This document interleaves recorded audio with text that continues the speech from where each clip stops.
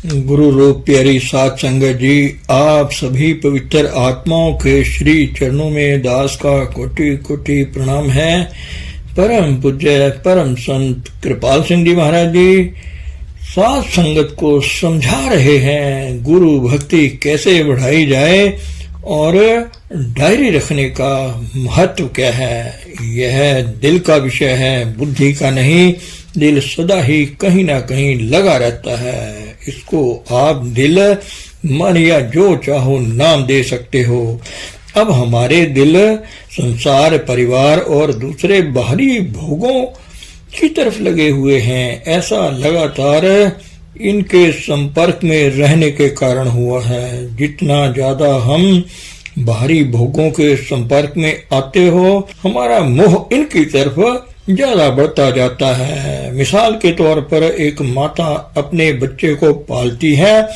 बच्चा जब 3, 4 या 5 घंटे बाहर से नहीं आता तो उसका दिल बेचैन हो उठता है। उसका मोह बच्चे से इसलिए है कि वह लगातार उसके संपर्क में रहता है। अब हमारे दिल बाहरी शरीरों और भोगों में लगे हुए हैं। इसलिए सबसे पहली बात तो ये है कि भक्ति का विषय है, बुद्धि का नहीं है। हम अपने दिल प्रभु के प्यार में लगाना पड़ेगा।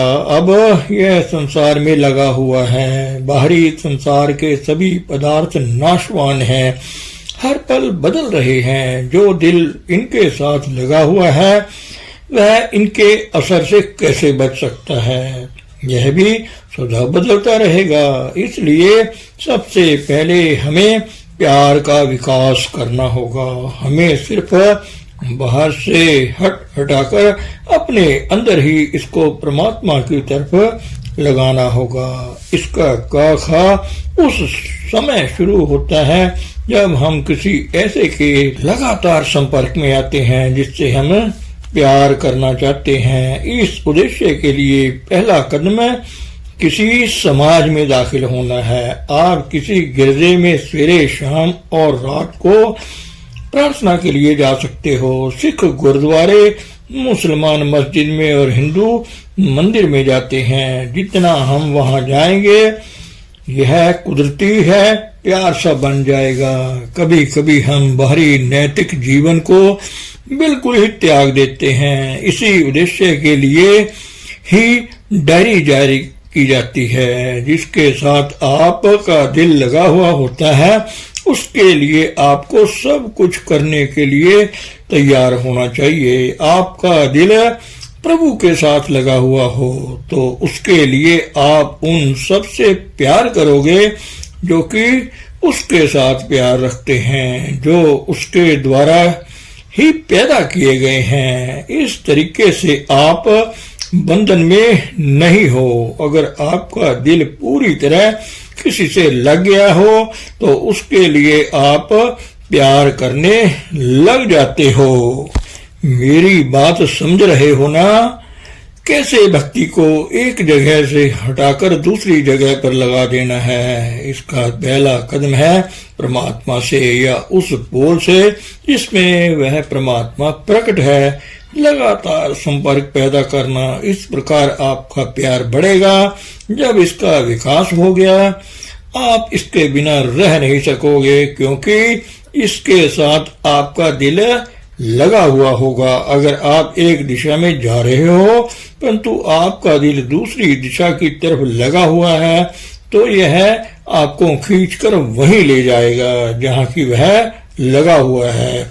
इसलिए यह भक्ति की शुरुआत है। आपकी डायरी बताएगी कि आप भजन सिमरन में कितना समय देते हो। आपका दिल एक या दूसरी शक्ल में बाहरी वस्तुओं की तरफ कहाँ लगा हुआ है। भक्ति के इसलिए शुद्ध और पवित्र हृदय का होना जरूरी है कि आपका दिल जहाँ लगा हुआ है उसके बिना उसमें किसी और का विचार न आए। अगर आपका दिल बाहरी भोगों से बिल्कुल खाली है और उसमें किसी और का विचार नहीं आता तो समझो आपके दिल में प्रभु बस रहा है। भक्ति की शुरुआत तब ही होती है जब आपका दिल भारी भोगों से हटकर परमात्मा या सतगुरु के साथ लग जाता है। ऐसा तभी होगा जब आप लगातार उसके संपर्क में आते रहोगे।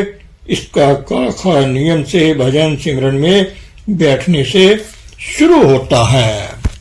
मैं इस समय साइंस के लिहाज से बोल रहा हूँ। जब भक्ति शुरू हो जाती है आप इसके बिना नहीं रह सकते। मान लो आप 1, 2 या 3 या 4 महीने नियम से किसी समय प्रार्थना करते हो, एक दिन बिल्कुल समय नहीं दे सके, आपका दिल बेचैन हो जाएगा। आप ऐसा महसूस करोगे जैसे आपका कुछ गुम हो गया है। भक्ति का विकास इसी तरह होता है। किसी ऐसे का साथ करो इसका हृदय प्रभु से जुड़ा हुआ है। अगर आप अपने दिल को प्रभु भक्ति में लगाना चाहते हो तो जुड़े हुए की संगत करना अति जरूरी है। अगर दुनिया से लगाना चाहते हो तो अलग बात है। इसके लिए तो आपके पास बहुत कुछ है। तीसरा और सबसे प्रभावशाली ढंग है किसी ऐसी हस्ती के संपर्क में आना जहां भक्ति प्रकट है और शब्द देहधारी है, जहां वर्ड शब्द का एल खत्म कर दिया गया है। इससे बाकी बचता है वह वर्ड शब्द या परमात्मा ही है। उससे जीवन धारा सीधी आती है और हजारों मीलों से भी प्राप्त की जा सकती है, परंतु इसे प्राप्त करने के लिए आपको अपनी ग्रहण शक्ति का विकास करना होगा। रेडियो या टेलीविजन द्वारा आप हजारों मीलों से बोलने वाले की आवाज सुन सकते हो और उसे देख सकते हो। सतगुरु शब्द देहधारी होता है और वह सब जगह है।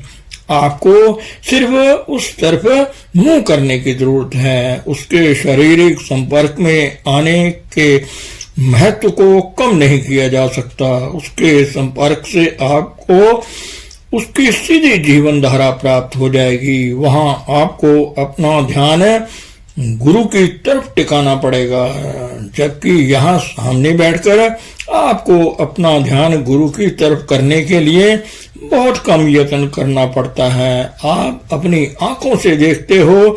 अब समझ गए हो ना कि भक्ति का विकास कैसे होता है, यह मजबूत कैसे होती है। अब हमें देखना चाहिए कि हम कहाँ खड़े हैं। अगर हमारे दिल किसी से लगे हुए हैं और अपने प्यारे गुरु की खातिर हम निष्काम सेवा करते हैं तो यह बंधन रूप नहीं होती। अगर आपका दिल नहीं लगा हुआ है और आप केवल दुनियावी प्रसिद्धि के लिए सेवा करते हो तो यह सेवा बंधन रूप होती है। आप वहीं जाओगे जहां आपका दिल लगा हुआ है।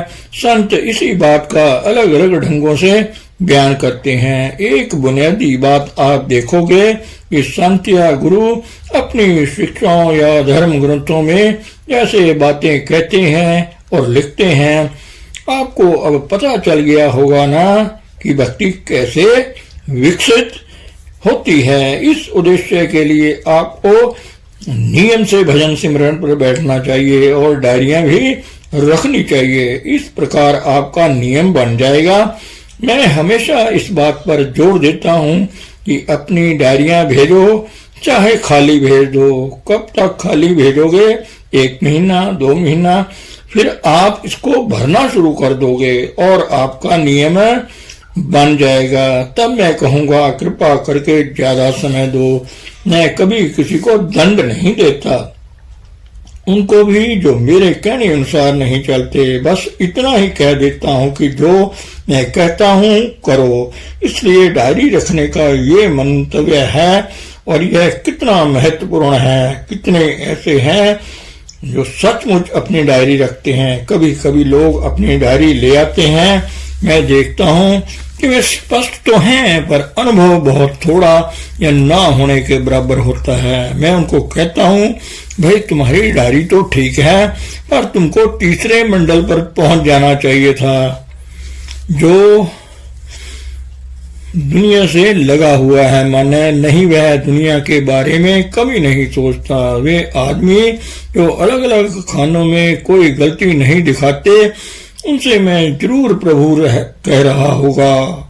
वह तो पहले ही वहां है, परंतु फिर वह प्रकट हो जाएगा। जैसा कि मैंने अभी अभी आपको बताया है कि दो मित्र थे, एक फुटबॉल खेलने के लिए और दूसरा गिरजे में जाना चाहता था।